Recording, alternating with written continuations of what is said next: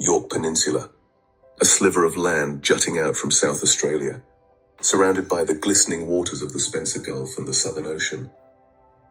This is where I chose to walk, to reconnect with myself, to breathe in the salty air, to feel the sun on my skin, to lose myself in the raw beauty of the coast.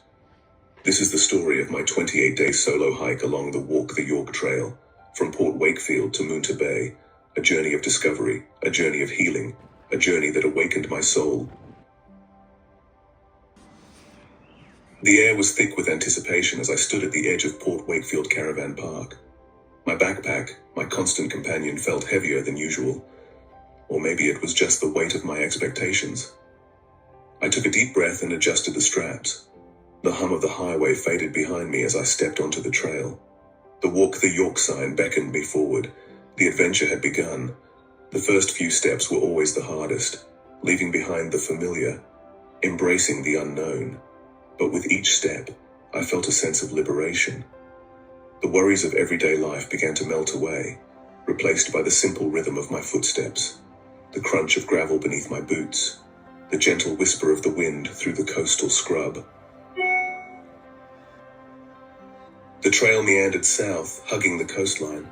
The vibrant green of the Samphire Coast stretched out before me, a vast expanse of salt marshes and tidal flats, a haven for bird life. Flocks of pelicans soared overhead, their white wings flashing against the azure sky. I stopped to watch them glide effortlessly through the air, their freedom mirroring my own. Days turned into a comfortable routine, walking, eating, sleeping, repeat. The sun, my faithful companion, rose each morning, painting the sky in hues of gold and crimson. It set each evening in a blaze of glory, casting long shadows across the land. A testament to the resilience of early settlers. I imagined their lives here, battling the elements, carving out an existence in this harsh yet beautiful landscape.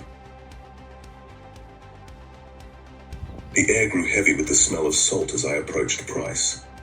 Massive salt evaporation ponds stretched out on either side of the trail, shimmering like giant mirrors under the midday sun.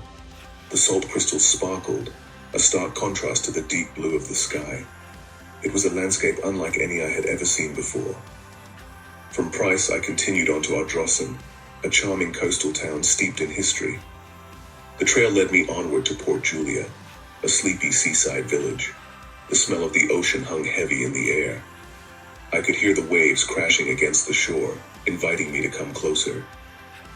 I spent the afternoon exploring the Ralph Munro Walking Trail, a network of boardwalks and pathways winding through mangrove forests and coastal dunes. The next day I reached Stansbury. The trail continued south, leading me to Wool Bay. Here, the ruins of an old lime kiln stood sentinel on the cliff tops, a reminder of the region's industrial past. I imagined the heat, the noise, the backbreaking work that went on here. It was a stark contrast to the peaceful serenity of the present day. From Wool Bay, I hiked onto Edithburgh, another town steeped in history. I wandered through the streets, admiring the well-preserved buildings. Leaving Edithburgh behind, I walked towards Sultana Point. The trail took me past stunning coastal scenery, rugged cliffs plunging into the turquoise waters below, hidden coves, and pristine beaches. It was a photographer's paradise. I stopped countless times to capture the beauty with my camera, knowing that no photograph could truly do it justice. At Point Davenport, I discovered a hidden gem, a mosaic trail showcasing the region's unique flora and fauna. It was a celebration of the incredible biodiversity of this coastline.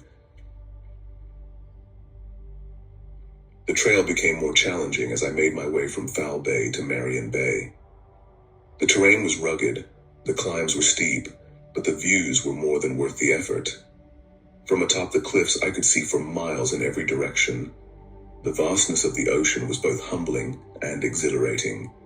As I hiked, I felt a sense of exhilaration, a feeling of being truly alive. My body was tired, but my spirit soared.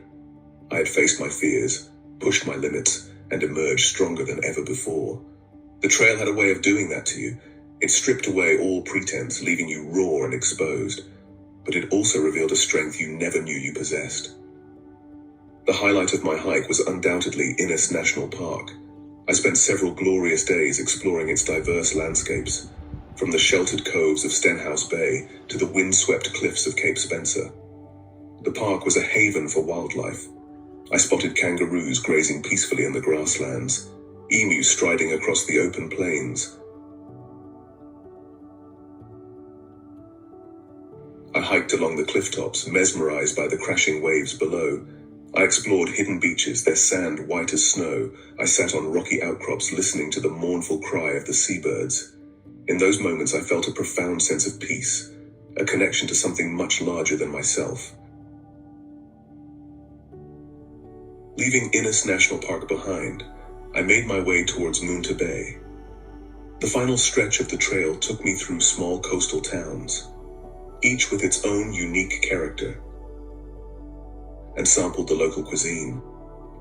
As I walked the final few kilometers to Moonta Bay, a wave of emotion washed over me. Sadness that my journey was coming to an end, but also an overwhelming sense of gratitude.